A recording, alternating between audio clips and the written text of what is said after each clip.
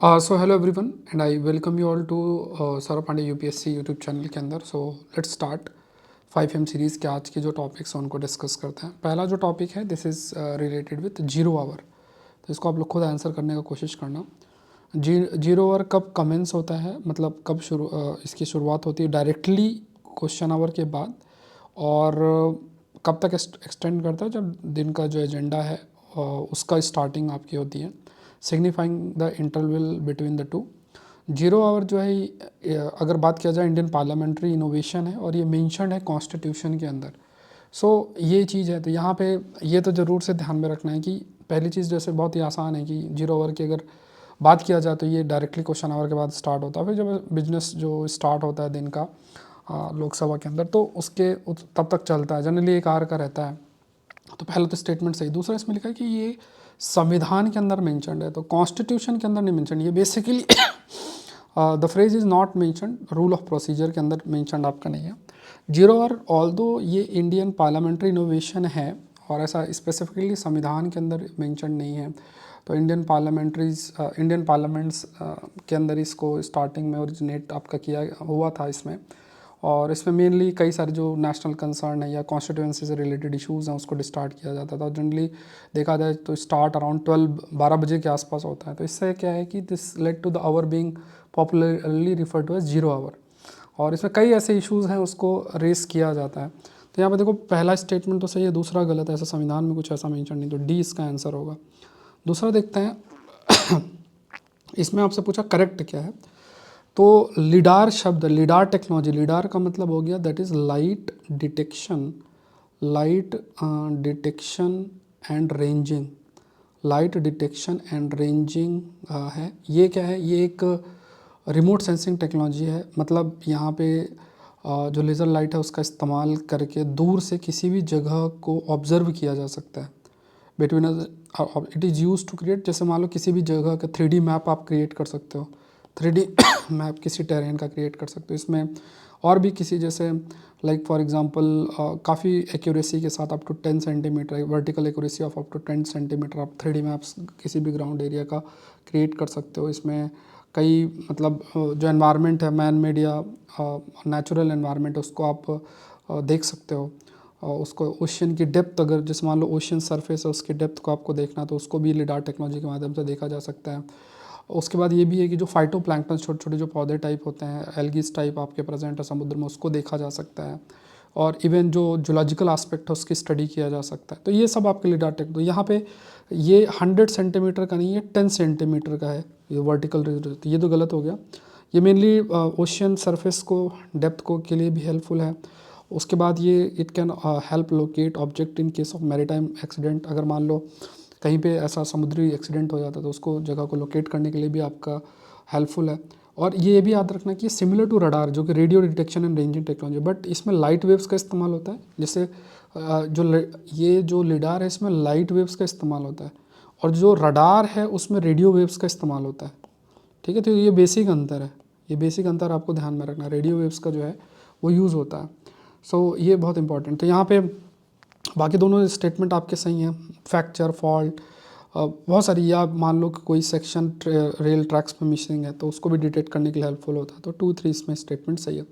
अब इसमें देखो 4 तारीख से 4 जनवरी से मैं बहुत इंपॉर्टेंट कोर्स में आप लोग के लिए प्रीलिम्स का मैंने लॉन्च किया, क्रैश कोर्स है। और ये देखो इसमें ये स्पेसिफिकली इसी के लिए मैं कोड बता रहा हूँ कि आप ये कोड डालना 5AM2025। ये कोड अप्लाई करोगे अमाउंट रिड्यूस हो जाएगा 50%। भले ऑफर नहीं चल रहा है, लेकिन ये सेशन अगर आप देखते हैं तो इसका बेनिफिट आपको ये है कि 5AM2025 कोड डालेंगे, अमाउंट 50% से रिड्यूस हो जाएगा। 4 तारीख से हम लोग क्लासेस शुरू कर देंगे। 4 तारीख से आपको वीडियोज़ मिलना स्टार्ट होगी। इसमें बहुत अल्टीमेट तरीके से मैं आपको मैपिंग कराऊंगा, सारी बुक्स होंगी, एनसीईआरटीज़ होंगी, पीवाईक्यूज़ होंगे, और एलिमिनेशन ट्रिक्स भी हैं। अभी क्योंकि मैं अब फोकस मेनली बुक सीरीज़ जो चल रही है उस पर चल रहा है, और भी कंटेंट पेंडिंग है उसको मैं तो फटाफट कंप्लीट करके 4 तारीख से हम लोग इसको स्टार्ट जो है कर देंगे। तो ये बहुत अल्टीमेट बैच है, ये एक श्योर सक्सेस आपके लिए रहेगा प्रीलिम्स के लिए अगर आप इसको फॉलो करोगे। मोर देन 90+ लेक्चर्स इसके अंदर होंगे, प्लस कंटेंट जो मैं आपको दूंगा वो बहुत अल्टीमेट है, क्योंकि डिफरेंट टूल्स का इस्तेमाल करके हम प्रिपेयर है। तो इसको प्लीज़ मिस मत करना, ये मेरा कहना है आप लोग के लिए। कोई क्वेरी है तो इस नंबर को ध्यान में रखना है। लिंक डिस्क्रिप्शन बॉक्स में कोर्स का आपको दिया हुआ है। ठीक है, चलो नेक्स्ट देखते हैं, protected planet report recently news में है, तो ये कौन पब्लिश करता है, तो ये आपको ध्यान में रखना है। ये किससे रिलेटेड है, मतलब प्लैनेट प्रोटेक्टेड रिपोर्ट न्यूज़ में है, तो यहाँ पे CBD के द्वारा यहाँ मेनली जो प्रोटेक्टेड प्लैनेट रिपोर्ट है वो रिलीज़ की गई थी 16th कॉन्फ्रेंस ऑफ पार्टीज़, जो कन्वेंशन ऑफ बायोलॉजिकल डाइवर्सिटी है COP16 में इसका रिलीज़ किया गया था। COP16 द कन्वेंशन ऑफ जो like convention on biological diversity COP16 की जो मीटिंग हुई थी 16th कॉन्फ्रेंस की, उसमें आपका, तो इसमें काफ़ी सारा जो डेटा और ये सब आपका प्रोवाइड किया गया था प्लैनेट के कंटेक्स्ट में, कि है ना, कि लाइक प्रोटेक्टेड एरियाज़ कितना है। उसके बाद जैसे मान लो कि जो COP15 मीटिंग हुई थी 2022 में, उसके बाद से प्रोटेक्टेड एरिया का कितना एक्सपेंशन हुआ है, प्लस जो Kunming Montreal global biodiversity framework है जिसमें बायोडाइवर्सिटी प्रोटेक्शन के लिए सर्टेन टारगेट रखे गए, जैसे टारगेट 3 है जिसमें कहा गया कि 30% लैंड, इनलैंड वाटर बॉडीज़ और ओशियन में 30% एरिया को प्रोटेक्ट करना है। तो उसमें कितना प्रोग्रेस हुआ है वो भी है, तो इस टारगेट को 30/30 भी कहा जाता है। तो आपको याद रखना है कि अगर आपसे पूछा जाए 30x30 जो है वो किससे रिलेटेड है, तो बेसिकली ये पॉपुलरली जो 30x30 ये आपका बायोडाइवर्सिटी प्रोटेक्शन से रिलेटेड है। और प्लैनेट रिपोर्ट जो है इसमें भी इस चीज़ हाईलाइट की, तो ये अभी ये रिपोर्ट सामने जो है आपकी इसमें रखी गई है, ठीक है। तो ये थर्ड आंसर है, कन्वेंशन ऑफ जो बायोलॉजिकल डाइवर्सिटी है उसके उसमें इसको मेंशन, मतलब ये पब्लिश की गई थी, सामने रखा लेकर लिया गया था। इसमें एक बार आप चेक करना कि ये कोई सेपरेट ऑर्गेनाइजेशन इसको लॉन्च करती है क्या, एक बार चेक करना। With reference to the technology development fund scheme की अगर बात करें तो ये क्या है, it is part of effort to nurture industries, micro small और मीडियम एंटरप्राइजेस के लिए है, और स्कीम जो है DRDO के द्वारा एग्जीक्यूट की। तो इनकरेक्ट आपसे पूछा हुआ है, so they have asked about that. तो जो टेक्नोलॉजी डेवलपमेंट फंड स्कीम है ये मिनिस्ट्री ऑफ डिफेंस का एक आपका है, ठीक है। तो ये किससे रिलेटेड है, इट्स लाइक इनकरेक्ट आपसे पूछा है, तो ये क्या है कि मतलब कौन सा इसमें इनकरेक्ट है, तो जो ये जो टेक्नोलॉजी डेवलपमेंट फंड स्कीम है ये किस मिनिस्ट्री के अंदर है, मिनिस्ट्री ऑफ डिफेंस के अंदर आपका आता है। और मेनली डिफेंस टेक्नोलॉजी में हम सेल्फ रिलायंस, आत्मनिर्भरता लाई इसका फेमस है। स्कीम इसको एग्जीक्यूट कौन करता है, DRDO के द्वारा जो है वो आपका इसको एग्जीक्यूट किया जाता है। तो यहाँ पे दूसरा भी याद रखना, ग्रांट इन एड प्रोवाइड करना इंडियन इंडस्ट्रीज़ को, MSME स्टार्टअप और इन सबको, फिर इनकरेज करना इंडस्ट्रीज़ को to innovate to defence technologies, create in ecosystem जिससे कि टेक्नोलॉजीज़ कैपेबिलिटीज़ बढ़ाया जा सके, ब्रिज जो है आर्म फोर्सेस रिसर्च ऑर्गेनाइजेशन के बीच में कैसे क्रिएट किया जाए, तो ये सब आपका, so it's a part of it. तो यहाँ दोनों स्टेटमेंट सही हैं, तो इसमें इनकरेक्ट पूछा है तो मतलब नाइदर 1 नॉर 2। तो ये थोड़ा सा ध्यान में रखना कि टेक्नोलॉजी और technology development fund scheme basically इसका पर्पस क्या है। गोल्डन बीच अभी रिसेंटली न्यूज़ में था, तो ये क्या है, तो इंडियन नेवी की बात अगर किया जाए, सो यहाँ पे गोल्डन बीच रिसेंटली न्यूज़ में था on account of Indian navy holding operational demonstration in this context. कहाँ पे ये गोल्डन बीच है, तो गोल्डन बीच बेसिकली आप देखोगे तो उड़ीसा के अंदर है पूरी जो है, तो ये मतलब यहाँ पे एक्टिविटीज़ की गई थी, तो ये आप उड़ीसा ध्यान में रखना। तो यह फिर आपका देखा जाए with reference to the product of volcanic eruption की बात किया जाए तो इसमें क्या क्या है इसमें, तो इसमें जैसे आर्गन गैस रिलीज़ होती है, इसमें पूछा है how many of the given मतलब प्रोडक्ट वॉल्केनिक इरप्शन के कौन कौन से प्रोडक्ट हैं, ये आपसे पूछा गया। तो इसमें हीलियम गैस नहीं होती है, ये ध्यान में रखना है। बाकी जो है वॉल्केनिक इरप्शन में argon gas, sulphur compound, sulphur dioxides, ash, dust contain होता है, तो ये बाकी तीनों जो है आपके लिए ठीक है, तो 3 ओनली इसका जो है आंसर होगा। सो इवन कुछ रॉक्स भी प्रेजेंट हो सकते हैं, लावा है ना, और यहाँ पे जो मैग्मा की बात करें तो मटेरियल जो आपका अपर मेंटल लेवल पे होता है उसे मैग्मा बोलते हैं। फिर और जैसे ही वो मान लो जैसे नीचे से मटेरियल आ रहा है अंदर तो उसे मैग्मा बोलेंगे, और जैसे ही वो क्रस्ट को जो ऊपरी लेयर है अर्थ की उसको क्रॉस कर गया तो उसको लावा बोलेंगे। आई होप ये आपको ये चीज़ पता होगी। तो ये फैक्ट्स आपको थोड़ा सा ध्यान में रखना है। और इसमें कई सारे जो मतलब बहुत सारे डेब्रिस भी निकलते हैं, जिसे पायरोक्लास्टिक डेब्रिस भी बोलते हैं, पायरोक्लास्टिक डेब्रिस शब्द भी इस्तेमाल होता है। तो ये डेब्रिस भी काफ़ी आपका निकलता है, कई gases nitrogen related, nitrogen dioxide जैसे सल्फर कंपाउंड से रिलेटेड, क्लोरीन, हाइड्रोजन, आर्गन, ये सब गैस निकलती है।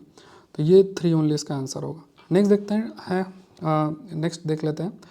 यहाँ पे वर्कर पॉपुलेशन जो रेशियो फॉर वुमेन है वो इंक्रीज़ किया है 22% से 2017-18 में। Data from periodic labour force survey indicate करता है कि 39.6% of women with post graduation above are employed in 23-24। अब देखो ये बहुत ही फैक्चुअल है, इसको आपको रटना पड़ेगा।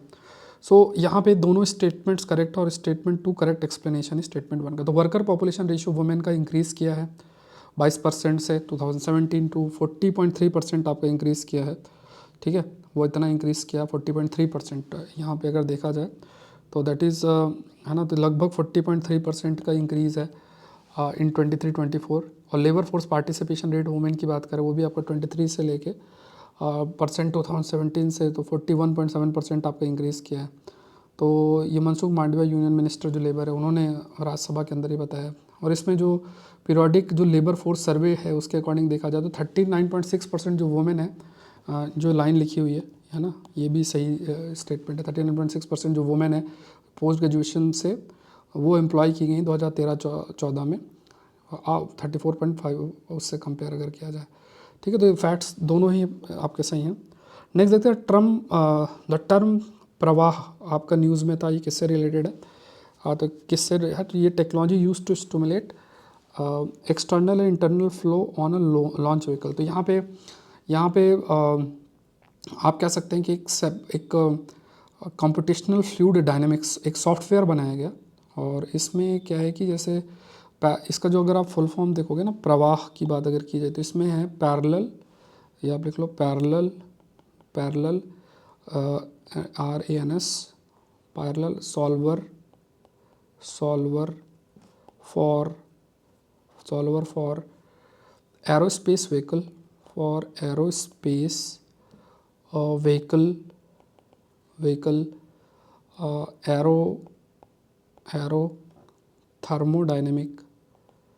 थर्मोडायनेमिक एनालिसिस,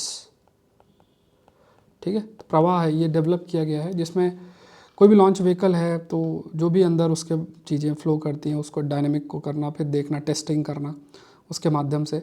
तो यहाँ पे जैसे मान लो कई जो मतलब बहुत सारे कोई भी आप लॉन्च व्हीकल डेवलप करते हो तो बहुत सारे उसमें सर्टेन प्रेशर बाहरी अंदरूनी बाहरी प्रेजेंट रहते हैं और हीट जनरेट होती है। और उसके बाद जब मूव करता है तो अलग तरीके से प्रेशर जनरेट होता है। तो एंट्री और लॉन्च के टाइम पे सब, तो उस चीज़ को पूरा स्टिमुलेट करना इस सॉफ्टवेयर के माध्यम से और फिर उसको चेक करना। तो ये बेसिकली गगनयान प्रोग्राम के लिए इसको काफ़ी इस्तेमाल भी किया जा रहा है उसको परफेक्ट बनाने के लिए। तो यहाँ पे ए जो है इसका आंसर होगा। तो ये पॉइंट्स सारे ध्यान में रखने हैं, ठीक है। तो मिलता है नेक्स्ट सेशन के अंदर। और फिर मैं आपको कहूँगा कि ये कोड आप याद रखना 5 AM 2025, इसमें आपका अमाउंट 50% रिड्यूस होगा। 4 तारीख से हम लोग शुरू करेंगे, इसका वीडियो आपको मिल जाएगा। 90+ लेक्चर्स इसमें होगा, क्रैश कोर्स है। आप एक बार ट्रस्ट करो, बहुत जगह आपने किया होगा प्रीलिम्स के करंट अफेयर्स आपको पता है कि कितने ज़्यादा क्वेश्चंस आते हैं। और इस पर जो भी कंटेंट मैं आप दूंगा वो बहुत टॉप क्वालिटी का होगा। और है ना, आप कहीं भी कर रहे होगे, अब थोड़े दिन आप खुद you will understand the difference.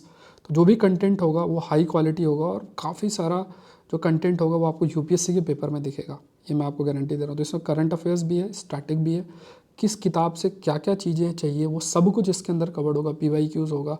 और अगर आपने कुछ पढ़ भी रखा हो तो आपका रिवीजन हो जाएगा, ठीक है। आपको पूरा साल इसमें बचेगा, ये मैं आपको बता रहा हूँ। जो जो चीज़ बोला जाए उसको प्लीज़ कंप्लीट कर लेना, बस ये आपकी जिम्मेदारी है, बाकी और कुछ नहीं, ठीक है। एक बार आपका अगर प्रीलिम्स नहीं निकल रहा तो इस चीज़ से ज़रूर आप जुड़ें और फिर हम लोग डिस्कस करेंगे। मिलता है नेक्स्ट सेशन के अंदर। सेशन को लाइक करें और इस सेशन 5 AM का आपका कंटिन्यू रहेगा। Thank you everyone, thank you.